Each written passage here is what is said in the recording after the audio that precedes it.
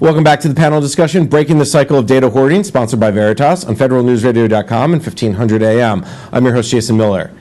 My guest today is Jody Hauk, the Executive Director for U.S. DoD Business Sector of Veritas.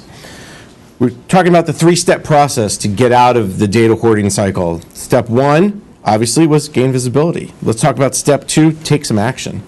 Yeah, so, taking action is a multifaceted issue. We have basically built bad behaviors because for the last 10, 15, 20 years, everybody has just assumed we can buy more storage. Storage is cheap. Well, it is inexpensive if you buy just spinning disk.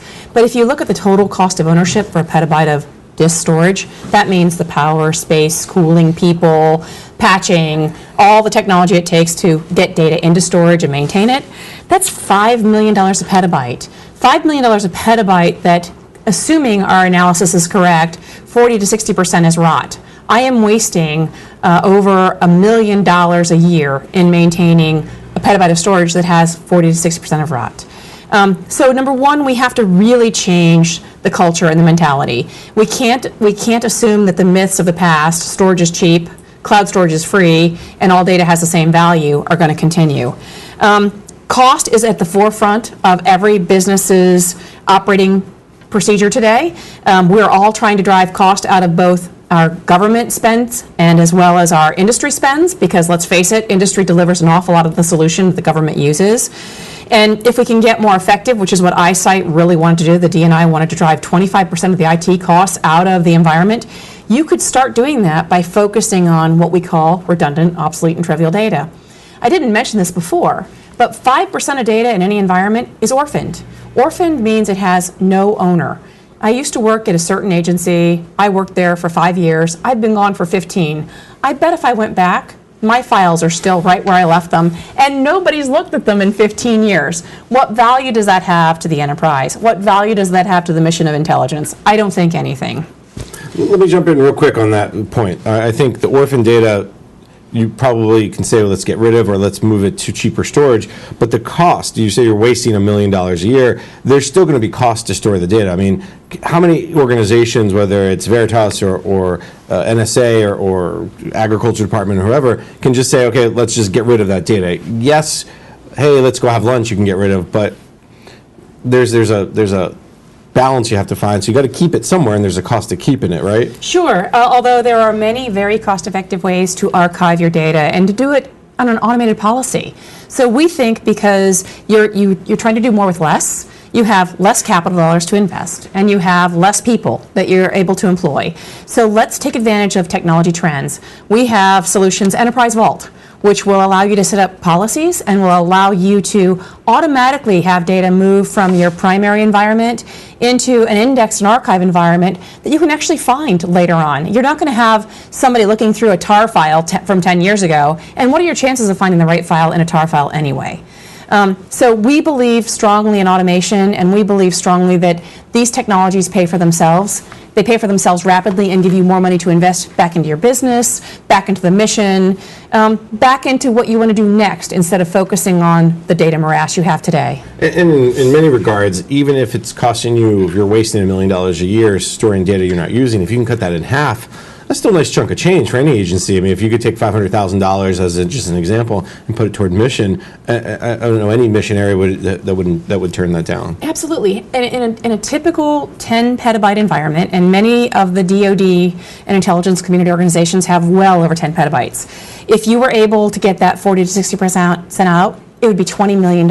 That's real money. That's real money to invest in an information governance strategy. That's real money to invest in the next collection platform. Find out what Putin's going to have for breakfast, right? The same thing every day, of course. Probably so. Only his taster changes. That changes, exactly. Yes. So we're talking take action. Let's talk more about what that means to take action. We have moving, you have archiving, you have changing access, you have assigned automation, retention. Go back through some of the other areas. So we've got to stop treating data as equal, right? Employee personnel data, data from holiday photos, YouTube videos, birthday presents. Let's talk about ISR data, overhead collection data. When you have data that's a non-blinking eye, and you're looking at the same place on the earth 24 hours, 48 hours, You pick the time frame. And there is no change in 90% of that data. Why are we keeping it? It has no mission value. It has no link analysis value. It has no behavioral value. And yet we're compelled to keep it because of some regulation, some policy somewhere. We've really got to take a step back and think about this problem in a different way. And I don't think we want to be non-compliant with regulations, but regulations need to evolve based on where technology is today. I think that's an incredible point. Regulations need to evolve, and just one great example of that is the Privacy Act in 1974. It really hasn't been updated in 40 years. And the Privacy Act, when we talk about data, the civil liberties and privacy issues, you're still in the paper world from the law perspective, but the policy world, the regulation world, and even the actual world isn't quite there. And I think that's also keeping agencies concerned and making them become more hoarder-like. Yeah, it's easier to hoard. It feels easier to just buy more. Unfortunately, we're buying storage 9% ahead of demand. So that's capacity ahead of demand. But what happens when we run out of power, space, and cooling? And there's one more issue here.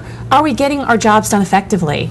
If you have to go search through 10 petabytes of data and 30 to 60% of it is useless, I can't get the answer to the question I'm trying to get very fast. Right. I can get a much faster answer if I'm looking at less information and therefore have a better intelligence value or a better business value. And as you talked about before, the indexing of data, understanding what you have, where it is, who owns it, or who at least made the data, so to speak, that will also help you. So indexing is also part of taking the action and obviously gaining visibility. Let's talk about the third piece of this puzzle, gaining control. Talk a little bit what that means.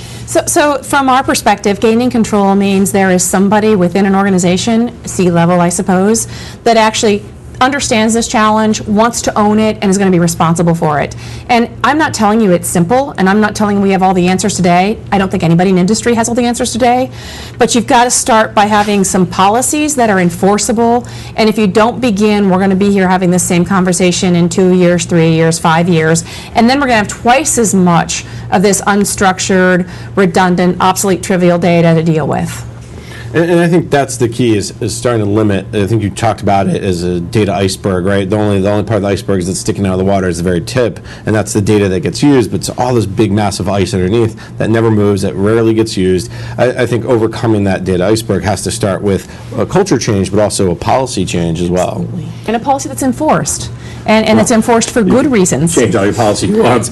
But if the CIO, whoever doesn't, and that's actually what I think the Office of Management Budget is trying to do from a data center consolidation initiative, and it's a small piece of this, but stop having these huge data centers. And I think once you stop having these data centers, then you can start saying, well, do I need all this data? Because I've got to optimize the data center, and I have to stop buying the storage, as you said, 9% ahead of demand. I mean, do you see some movement of where are we in these three-step process? Are we just in the visibility for the most part? I would even tell you most organizations that I work with haven't even started on the visibility part. And if they are doing visibility, they're doing it typically through Excel spreadsheets and human review. And that doesn't scale, right? Because it's not, you don't just get data visibility once, you have ongoing data visibility. Just like continuous monitoring, this challenge is very similar to the continuous monitoring challenge that we're trying to solve.